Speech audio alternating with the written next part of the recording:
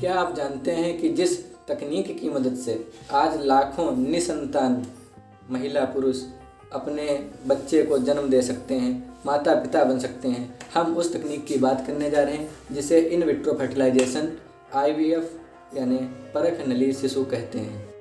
आइए जानते हैं परख नली की प्रक्रिया के बारे में। सर्वप्रथम हम महिला के अनिषेचित अंडाणु को लेकर कुछ समय के लिए लैब में प्रिजर्वेट कर देते हैं। उसके बाद में पुरुष से शुक्राणु लेकर उनका निषेचन कराया जाता है। उस निषेचन को जायगोट बनने के बाद लगभग 32 कोशिकीय होने तक का इंतजार करते हैं। 32 गुना महिला के यूट्रस में या गर्भाशय में स्थापित कर देते हैं।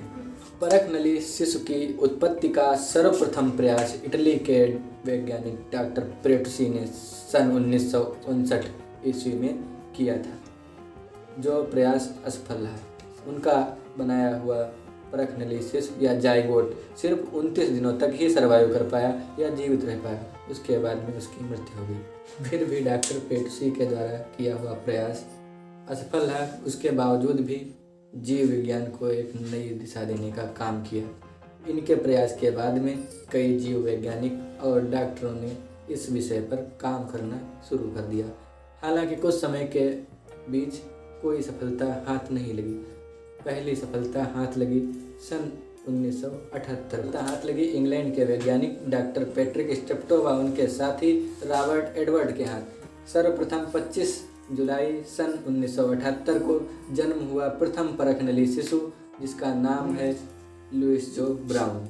उसी के लगभग 67 दिनों के बाद 3 अक्टूबर 1978 को हमारे भारतीय डॉक्टर सुभाष मुखर्जी को भारत की प्रथम तथा विश्व की द्वितीय टेस्ट ट्यूब बेबी बनाने की सफलता प्राप्त हुई। अक्टूबर 1978 को जिस परख नली शिशु का जन्म हुआ उसे हम लोग दुर्गा के नाम से जानते हैं, क्योंकि उस दिन हमारे देश में दुर्गा अष्टमी का त्यौहार था।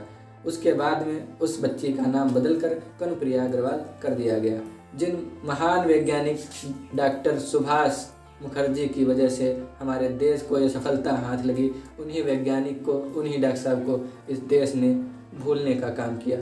पर जहाँ एक तरफ इंग्लैंड के डॉक्टर पैट्रिक स्टेप्टो तथा रॉबर्ट एडवर्ड को अपने देश तथा दुनिया में सम्मान मिल रहा था, सेम उसी काम के लिए डॉक्टर सुभाष मुखर्जी को तत्कालीन पश्चिम बंगाल राज्य तथा भारत सरकार ने परेशान किया तथा उनकी उपलब्धियों को अंतर्राष्ट्रीय वैज्ञानिक समुदाय के साथ साझा करने की अनुमति नहीं दी।